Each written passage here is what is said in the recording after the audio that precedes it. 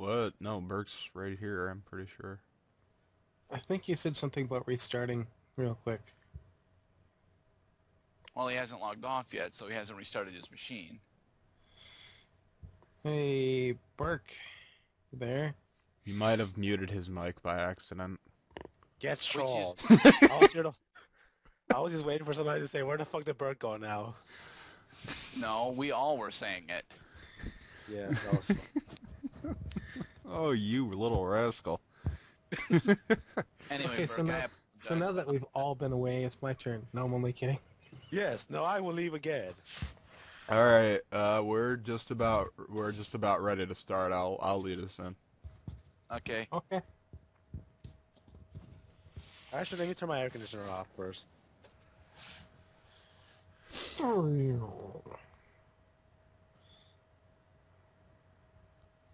Okay, so everybody's ready? Yeah, ready. I'm set. I'm back. Shadow? Yep, I'm here. I'm ready. All right, 3, 2, 1. Welcome to this week's edition of Random Podcast of Awesomeness. Tonight with us, we got Cloud, that's me. We have Shadow Wolf. Hello? We have Burke. Hello. And we have Gerdat. What's up? Tonight we dimension the dice with Dungeon Dice Monsters for the Game Boy Advance. We're going to be reviewing that tonight. You really had Very to use nice. that intro, didn't you? Yes, I did! We rehearsed it, Gerda. We rehearsed it, damn it. Awesome. So, Okay, who leads? who leads? You All lead. right. Somebody So, lead. Alright. we are talking about Dungeon Dice Monster, a game I hold very dear to my heart. And first, we will go with Gerdat, who has played this game extensively, and then we'll move on to Cloud, who has beaten this game for some reason. Yes, for some Alright. reason. I'm sure at least a few of you are aware of the Dungeon Dice Monsters arc in the original Yu-Gi-Oh! It revolved around Duke Devlin being a total bastard Joey and pretty much fixing a duel so that it was guaranteed to win, and because he believed that Yugi cheated in his Duelist Kingdom duel against Pegasus. Yes. So the trap is laid, and they begin to play Dungeon Dice Monsters. Luigi gets trounced for the first half of the game. Gerdat, you don't have to go through the whole goddamn episode. Just get to the point. Just mention that Duke Devlin has his own theme song every single time he talks and walks. Almost. Anyway, this And that arc Joey wears a dog entire- costume. Yes. This arc spawned on its own an entire different game published by Konami based on the That Yu-Gi-Oh! failed miserably. Yes, Yeah, that failed this game miserably. Bomb. Because, well, no one actually had interest in playing it. It was just a good bunch of episodes to watch. I wanted to play it. I think it's just too complicated to play outside of a video game. That's why I got the game in the first place. It is like the only way to play Dungeon Dice Monsters without having to go out to like friggin' Toys R Us where they don't have it in stock anymore and just get all the individual pieces. I don't even know how to get the pieces anymore. Actually, I googled it. You could buy the They were- pieces from sites. Well, thank you.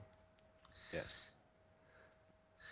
Now, we are playing the Game Boy Advance port, which actually follows closer to the anime version of the game rather than the English and Japanese versions. There were several different rule changes in translation, and oh my god, if you want to know the rules to the board game, go look them up yourself, because these get complicated. And don't expect the game to teach you how to play the game, because the game assumes you know how to play the game. It does, which It is does. This is horrible. which is kind of sad. Yeah. So remember seriously. to read your rule book. Yes. If you actually have one. You probably don't, because Yes. you didn't buy a physical copy of the board game. Yes. I mean, these days you can always just look up the rules on the internet. It's not that hard. True, true. But what if one of our listeners doesn't have internet? Shadow, you want to explain gameplay? What? Gameplay. We has Yeah. it. Yeah. Yes. All right, gameplay. Well, it is in the game. What happens is you have to roll die in order to get certain things like a summoning crest, or attack crest, or movement crest, and the number of the die you roll depends on the level of your monster or something like that. Cloud, you The explain level this, of your please. die Well, depends. Burke, what is the object of the game? to destroy your opponent's 3 hard points. Exactly. Both players have a Dice Master that acts kind of like as a king in chess. The Dice Master has 3 hard points. Once a player loses all 3 of their hard points, they automatically lose the game. And that is one of 2 win conditions in the game. There's also the Exodia win condition, where if you summon all 5 pieces of Exodia, starting with the head, upon summoning the head, you win the game. To play the game, you build dungeon paths to your opponent's Dice Master. It's the square is like a 19 by 11 grid. I think it's 12 actually. 19 by 12. 19 by 12 grid. So the Dice Masters are 17 spaces away from each other. The only way to get to the other Dice Master is to summon monsters by dimensioning the dice, like they do in the anime. To die. Yes, and each of your dungeon paths, that when you attempt to dimension die, what happens is you will get a choice of different paths you can dimension based on how a die could actually unfold. Some of these paths are incredibly useless, while others are incredibly useful. All of them have strategic ups and downs, mind you, but in all seriousness, you only need to really stick with 2 different dimensional paths to really be good at this game. Yeah, I'd have to agree with that. If the computer player was better at summoning, you would probably have to think a little bit harder about exactly which dimension grids to use for your dice. But the AI does not seem great. As it is, this game has problems, and basic gameplay quirks like that can get thrown out the window.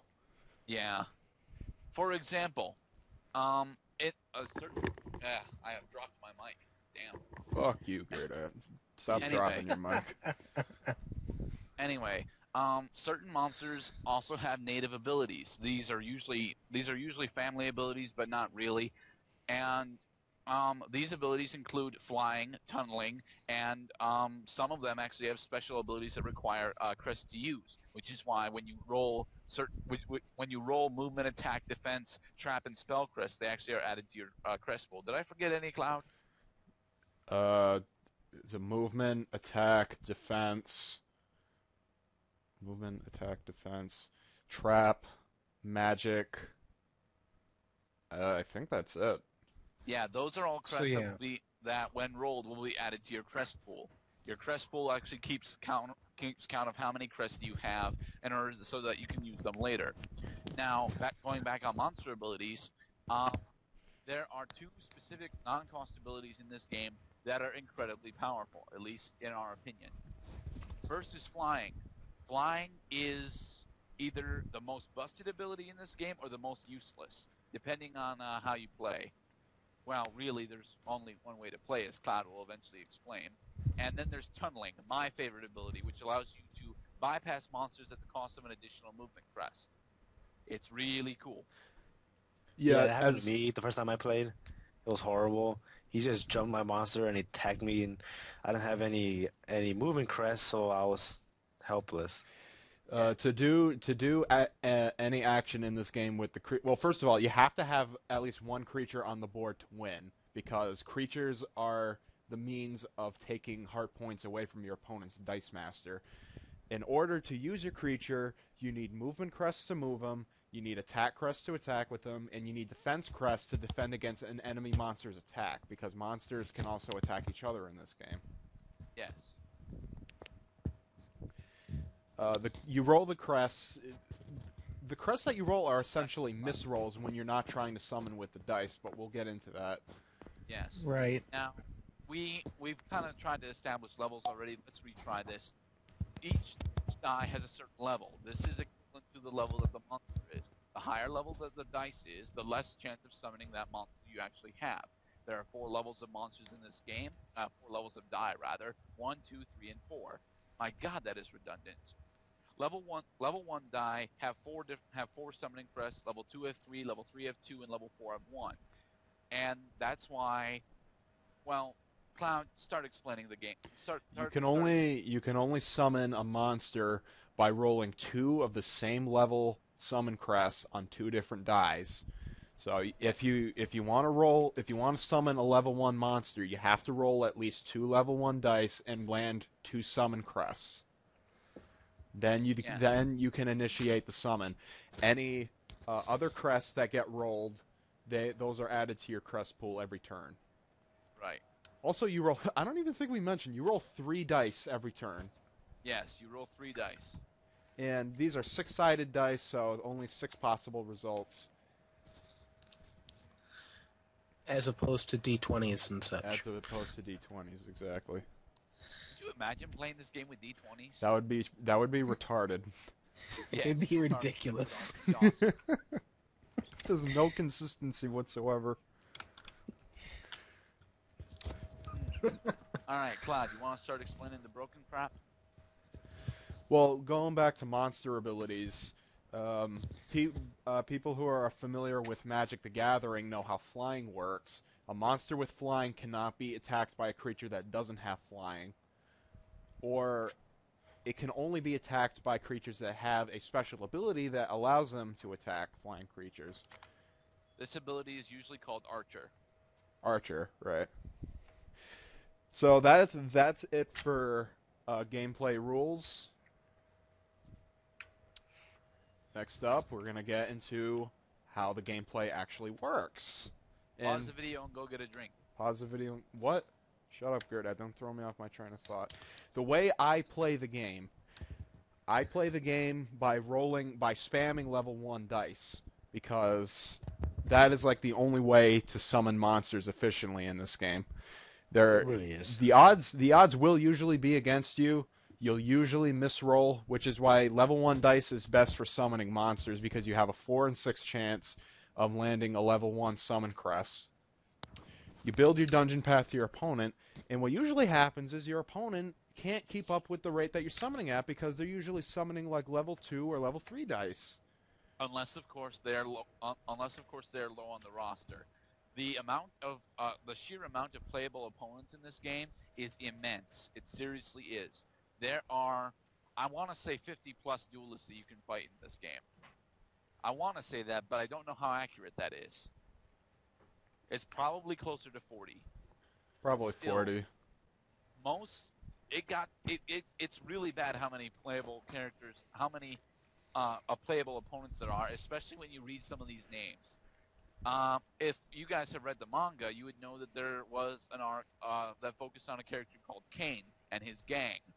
They went so far for the character roster as to put Kane's minions in this game. There are 5 Kane minions, and they are all named K Minion A, B, C, D, or E. They don't even have names. They're just called Kane. So that can be a bit jarring. That can be a bit jarring on the player's enjoyment of the game. Yugi's mom is a playable opponent. Yeah, I actually fought her. That was pretty awesome. Other characters from the manga From his are class. Zompire, who is based on Zombra the Dark, and Jeremy Harrison, who is supposedly one of the original names for the little American chick's grandfather, I think. Yeah, the one with the teddy bear. Rebecca's father. Yes, Rebecca Rebecca's Hawkins. father. Yeah, Professor Hawkins. That was Dr. it. Hill Hawkins, yeah. Dr. Hawkins. Dr. Hawkins. The sheer amount of playable opponents. And the thing is, they all have different names, but they all really pretty much play the same. And No, that's not true. Each opponent does, in fact, have a varied dice pool. The That's problem is, there's like 5 different types of opponents in this game. what do you mean? There are the opponents that'll spam level 1s like you try to do and build up a defense. There are opponents that will spam level 2s, such as Joey Wheeler, and attempt to actually take you down relatively quickly. There are opponents that will spam level 3 and 4s and fail miserably at it. There are opponents who will spam items and fail miserably at it. And then there are opponents who will just do all of the above and usually fail miserably at it. It's the opponents that fail at summoning very consistently that kind of makes me scratch my head in confusion sometimes. Like, is this for real? Like, is this guy like really incapable of playing? You know what I love? I got a twin-headed behemoth. At his die master. I attacked him once. He's always like, okay, I'll bring my guy over there and attack you. And I only have 2 hearts, so I'm like, okay, so I'm gonna get one more attack in, then he's gonna kill me. I attack again. He has 1 heart left. He rolls, he summons, and then he ends his move. He ends his turn.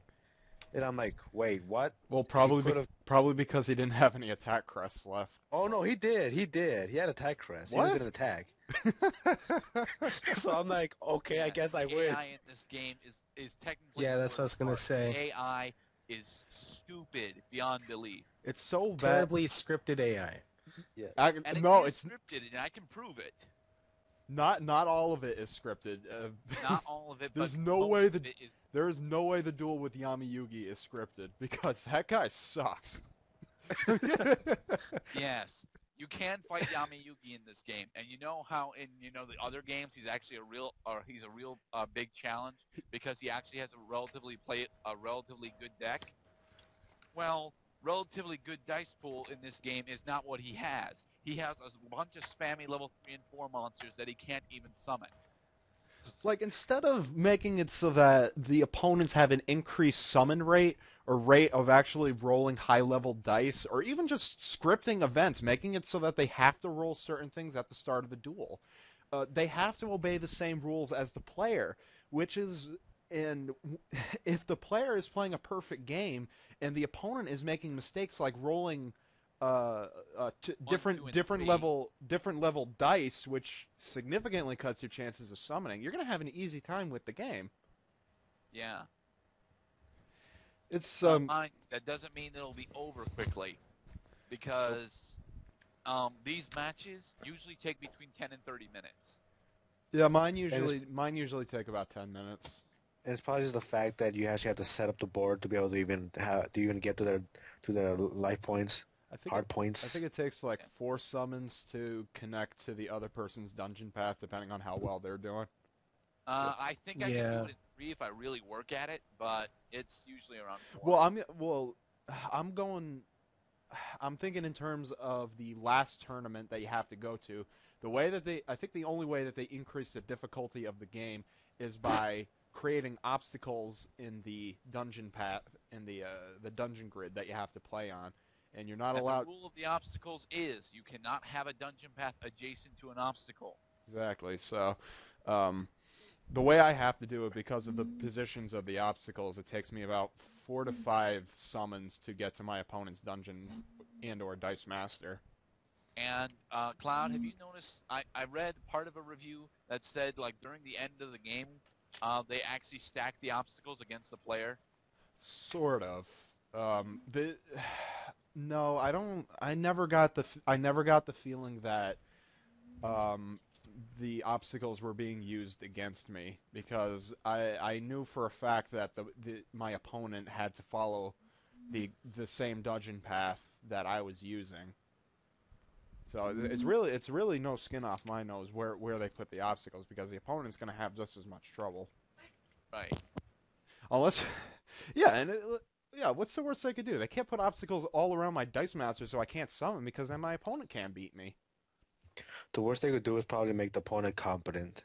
Actually, what they could theoretically do, Cloud, is put an obstacle on every other square, which therefore makes it so, well, not every other square, but once every 2 squares. No, they couldn't even do that. The worst that they could do is once every 3 squares. And even then, that technically gives you an opening for your own summons. So anyway, with ass-retarded AI, the obstacle system is really the only way they can ramp up the difficulty on the game, by actually making you have to use different dungeon pass strategies, because for your first, 20 games or so, you're probably going to be using the same dungeon path over and over again to get to your opponent. And I then, personally fight 3S3N, but... And then when they throw the obstacles in, you actually have to think a little bit. It kind of throws you off your game. Kind of. Mind you, I was only able to tolerate this game long enough to beat the first division, so I don't know how bad it actually gets, but I believe you when you say it gets somewhat challenging with the obstacle system. No, the obstacle system, it's not that challenging. Okay. But then again, this is coming from somebody who I think no, the only reason why the obstacle system isn't that much of a problem is because of the AI and the actual difficulty of defeating an opponent in this game. The way I work it, I can usually make it so that I can completely restrict my opponent from summoning by surrounding his Dice Master with my dungeon path, because in this game you're not allowed to overlap dungeon paths. Nope. Yeah. Which is pretty derpy.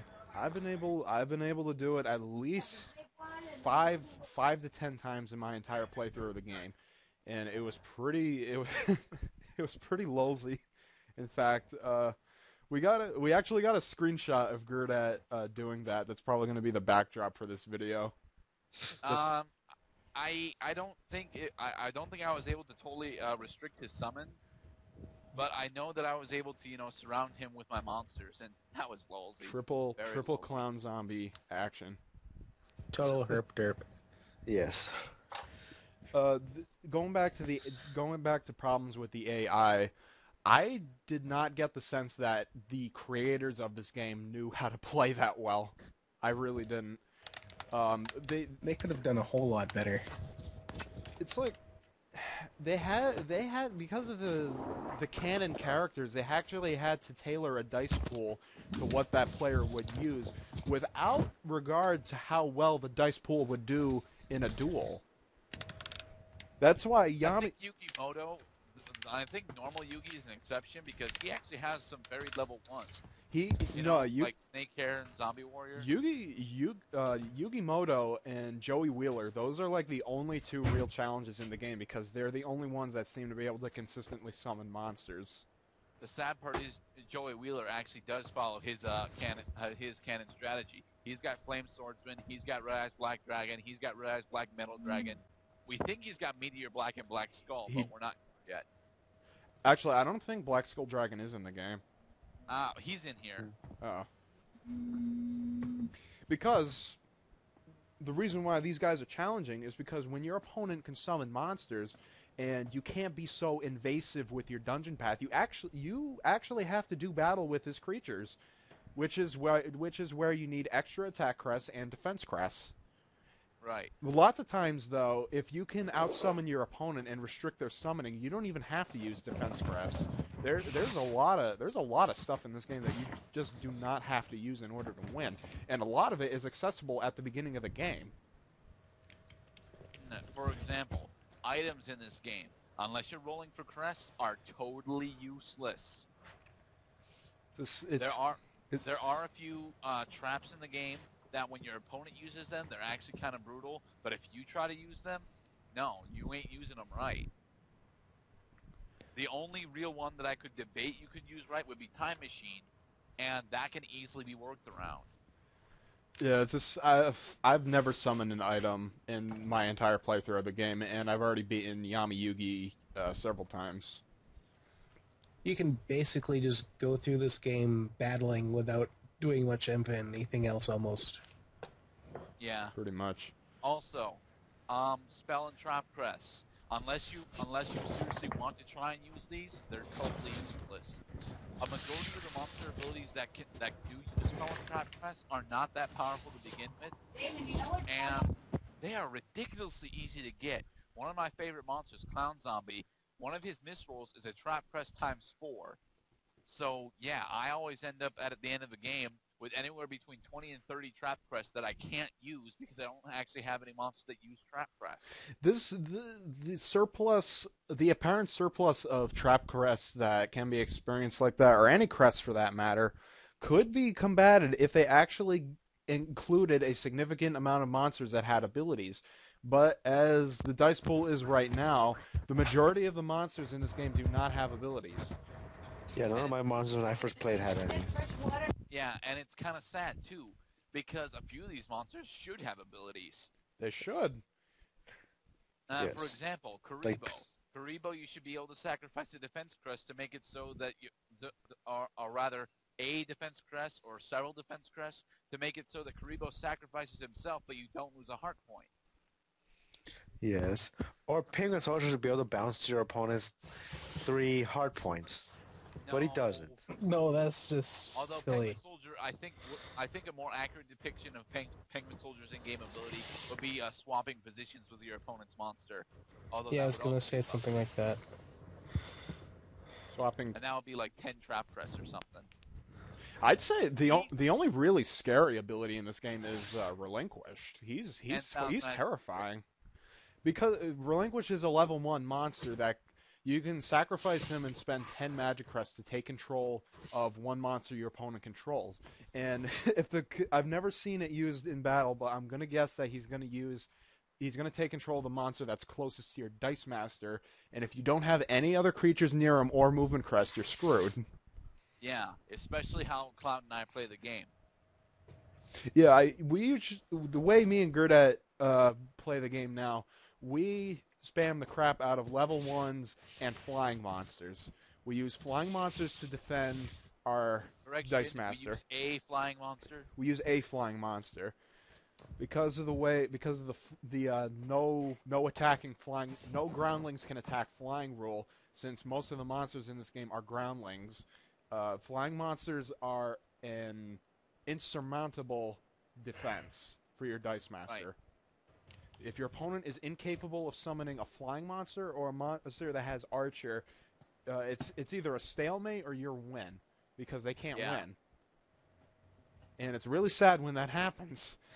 You just have to make it so that they can't build an alternate dice path, dungeon path to your. You can do that on the first summon. You can do that. It's really easy to make sure that your opponent can't actually get to you with the first summon.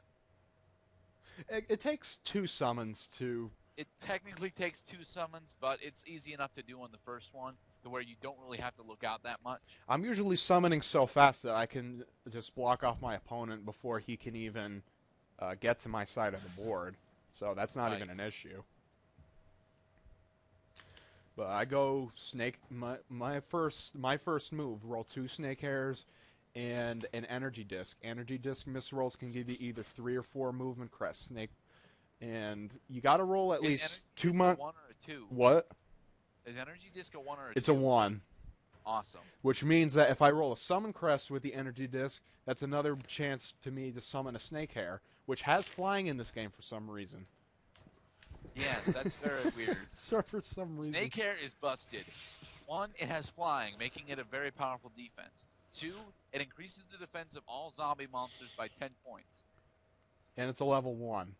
And it's a level 1. There are other monsters that are like this. For example, Parrot Dragon is technically busted. Because it's also flying, level 1, and boosts all dragons by 10 points. By the way, there are families in this game, and there is a pro and con system to the families. Yeah. We don't really know how it works yet, though. That pissed me off the first time I found out that there was a pro and con system in this game. Because I was wondering, like, why the hell am I getting negatives on my attacks, and why is he doing like double damage to my monsters? You know. So, yeah. But once you got the hang of it, you found out that paper beats rock, and rock beats book, and book beats Game Boy Advance. You could start to use it to your advantage too. Yeah, it's a triangular system, and you can use it to your advantage with a varied enough dice.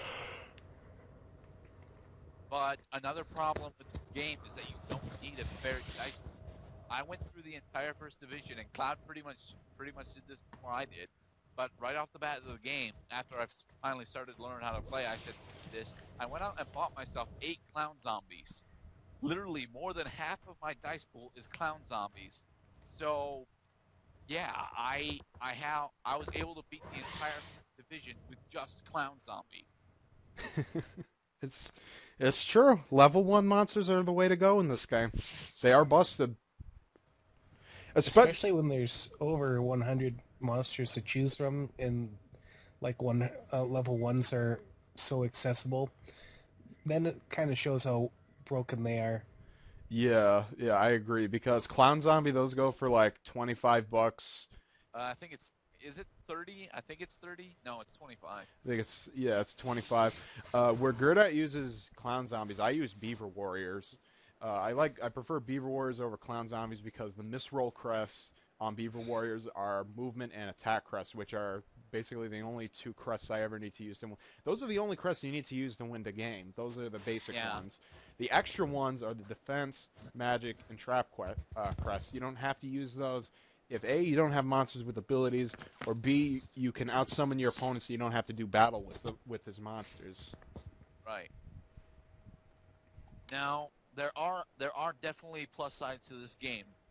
For as much as I'm bashing on it, well, I'm not really bashing on it yet, but seriously, I dislike this game a hell of a lot. I really do.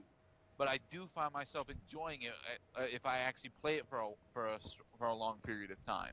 I think you started having fun after you figured out how to win. Yeah, I was so much of a noob at this game. I needed Cloud's help in order to get myself through here.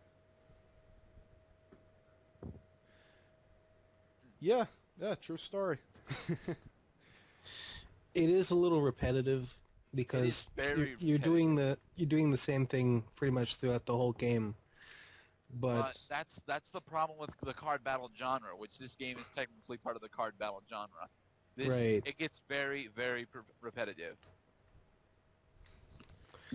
What I would like to try out, this game actually does have a link cable support.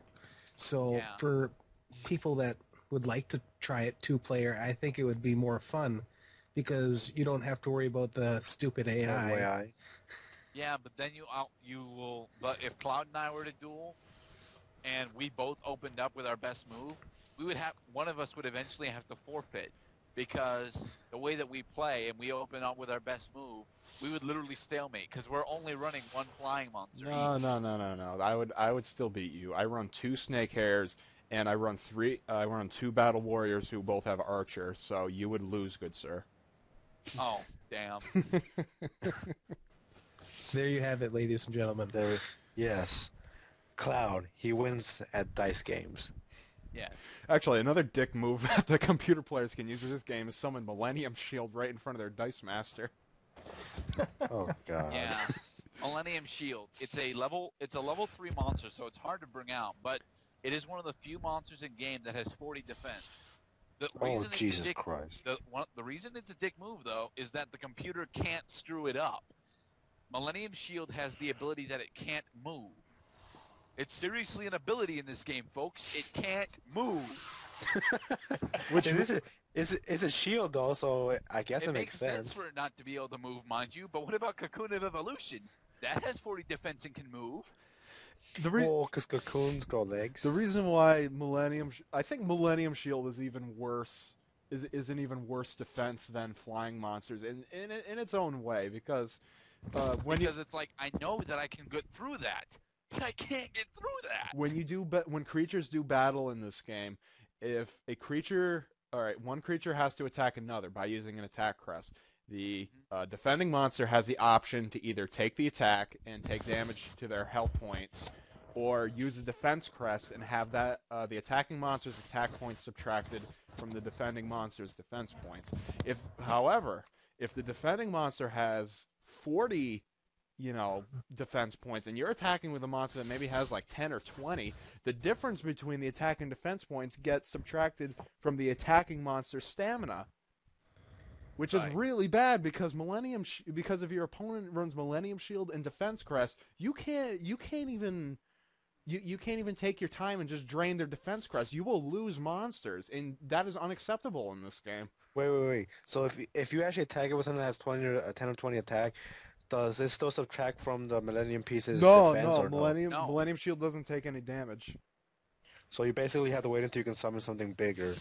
Pretty much. You have to bring out pretty much either Blue Eyes Ultimate or Gate Guardian or one of the monsters that has more than 40 attack points. Sadly, these are very few and far between. Now, could you get through it with tunneling? No, not if he's right in front of the Dice Master. Yeah, if he's right in front of him, like Jeremy Harrison does, also known as Professor Hawkins, you can't get through that. And it's annoying because it's the strategy I use. So the way you can combat Millennium Shield, you could try to drain your opponent's defense crest because your opponent can't use Millennium Shield properly if he has 0 defense crests. Because he's not allowed. Although this is true, I haven't actually tried attacking him when he hasn't had any defense crest to see if I would do damage. That's because you're a noob at this game. No, that's because I haven't had the opportunity to try this. Also, I'm scared of his Millennium Shield. The other way to beat Millennium Shield is to build an alternate dice path to the Dice Master, which I have done several times. Same. If your opponent fails at summoning and you still have a lot of level 1s to roll, you can, because of the varied ways that you can dimension the dice in the game, you can get a pretty perfect setup and get an alternate path to the Dice Master, and that's where you're going to own him, because usually by building an alternate dice path, your opponent's monsters are so strewn out all over the board and so far away they can't even reach you because your opponents almost never roll movement crests, and you can you could just herp derp them. This is when they get out 3 Millennium Shields. I don't think I've seen somebody summon more than one. Hey, I showed you, Cloud, that Jeremy brought out 3 Millennium Shields on me.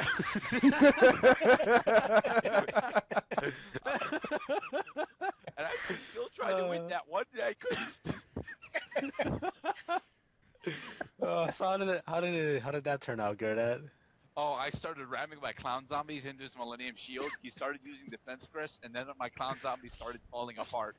Yeah, It was sad. That's another part of the game that we have to bring up is that you're only allowed to summon 10 times.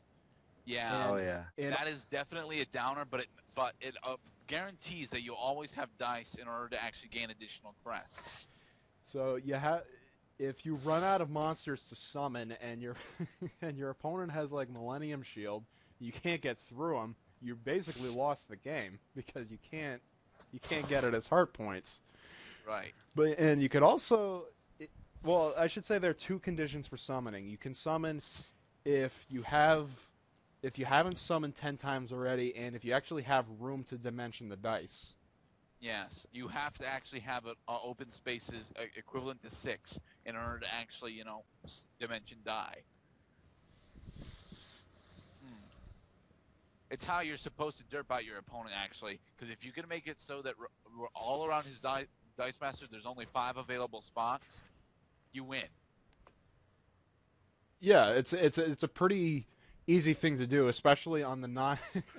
I'd say the non-canon characters are where this problem is rampant, where the opponent fails at summoning so hard that not only do I reach their Dice Master, but I block them off on all sides, so they're incapable of summoning. Right. It's really embarrassing. I think for the game, it's not good. It's like a. I'm pretty sure this game has no pride in what it does. Right. Only shame. I mean, this is like the only console version of Dungeon Dice Monsters like ever. So. It is, in fact. It is the only version. It will be the of Dungeon last. Dice Monsters. First and last. And it will be the last. No, I don't think Dungeon Dice Monsters is coming back. Nope. Not anytime soon. No. Folks, put away your Dungeon Dice boards. It's going to be a very lonely ride. Yeah. Another thing that we need to address, however, is the economy system in this game. Oh, Jesus. After winning a tournament, you receive a certain amount of prize money for winning that tournament. It starts off at 150, goes up to 200, goes up to 250, goes up to 300, then 400 and 500, etc., etc. Yeah. Yes. And then it expands by I think 100 or 200 per game. After that, I'm not entirely sure how much it expands afterwards because I only was able to beat up to the first division. After winning a tournament, you also have a chance of unlocking new monsters at Grandpa's shop. I'm not entirely sure if it's a guaranteed unlock or not, because it didn't look that way when I was playing. Cloud says it kind of is. I think every time you win a tournament, there are a couple dice that get added to Grandpa's shop inventory.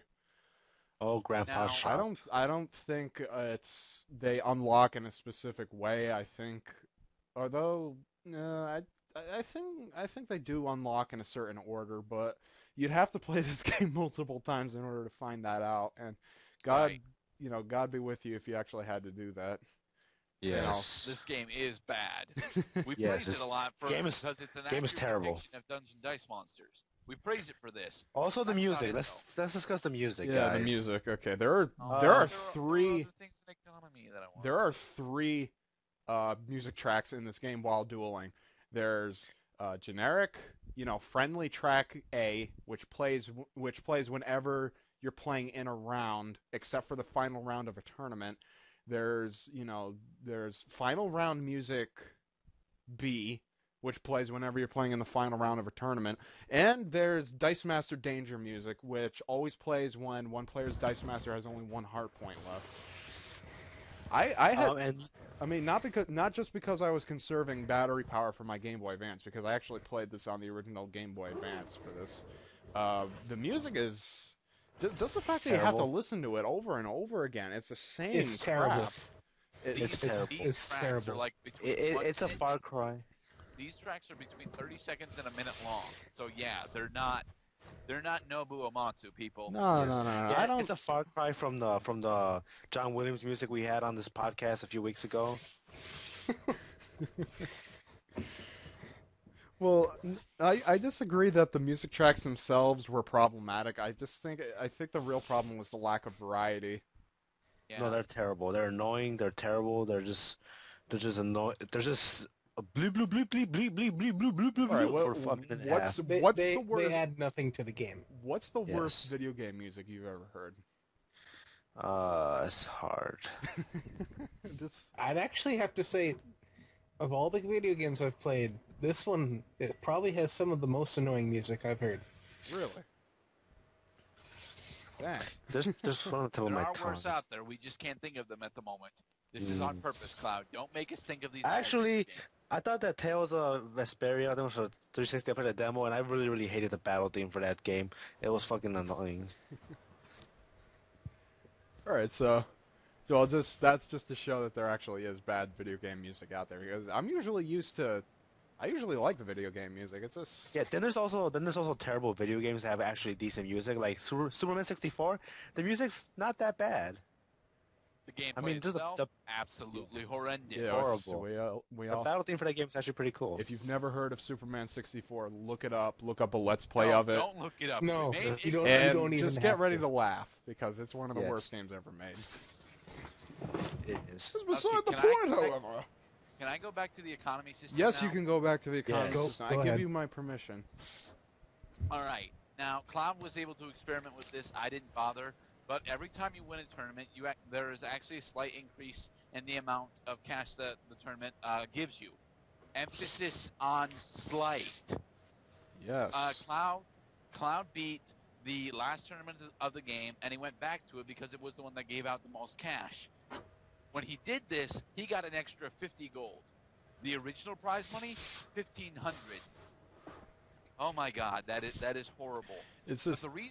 But the reason why this is horrible is because Grandpa's shop rips you off so hard.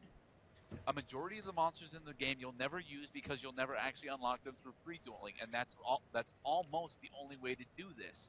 The prices in this shop are freaking insane. The most expensive item in the shop, what wasn't it, like 48,000? I think it's 49,800 gold. And that's for the that's for the black hole item, creator. So if I wanted to buy that, I would have to beat the last tournament of the game like 15 times in a row. Yeah. And because of repetitive gameplay, bad AI, this does not a good game make. Yeah, and that's Not to at buy all. one item. Each piece of Exodia costs 30,000 gold, and that's not even including the head. Those are just the limbs. So to get the full set of Exodia costs over 120,000. Okay, you better hope to unlock this by fighting a Seeker, isn't it? Seeker's the guy with Exodia. Yeah, but even then, the drop rate is just so horrendous. There's no guarantee whatsoever that you'll get the pieces that you want. Right. Also, the sellback rates for these dice are ridiculously random. They're arbitrary, is what they are. Yeah. For example, the Exodia pieces, Cloud actually, picked one up, I think. Yes, it did. And he tried to sell it. It was worth 2 gold. where if you try to buy it from the shop, it's 30,000 gold from the shop, which Cent make? which is like 0.005% return rate. Yeah. Whereas other dice, like Penguin Soldier, cost 30, and you can sell them back for 15. You know, that makes sense. Yeah, I think the game would have been it definitely would have been an improvement to the game if you know, say you weren't too happy with the prize money you were getting for tournaments. If you get valuable dice that you could sell, you can actually make a lot of money on some of the dice in this game. I think Thousand Dragon goes for 5,500. Yeah. And to buy them is like 75, right? Yeah, 75, 78. Yeah. So, yeah, the economy system in this game is broken and wonky, okay? But, well, I wouldn't say, yeah, it sucks if you're trying to complete the dice pool. God help you if you actually tried to complete the dice pool in this game. And if you succeed, you're not human. Leave our planet. Yes. Yes, do not try 100%. Dice pool without a cheat. I will personally subscribe to you and worship you every hour of the day. Just for one day. Gerda, it probably has been done. I know it has been done. But If there's I want a to meet video, the person that did this, if so I there's a can call them video an game idiot. and there's something you can do in that video game, then somebody in the world has done it. That is a fact. I know, but I want to meet these people so I can call them idiots after worshiping them for 24 hours straight. Why would you worship Yes. an idiot? Hey, I'm an idiot. Because they did something amazing. Oh God. Well- IGN gave this game an 8 out of 10. So, graphically, what do you guys think of this game? I didn't Graphically. think it was, This game sucked. I didn't think it was that I bad. think it looks like a pile of turd.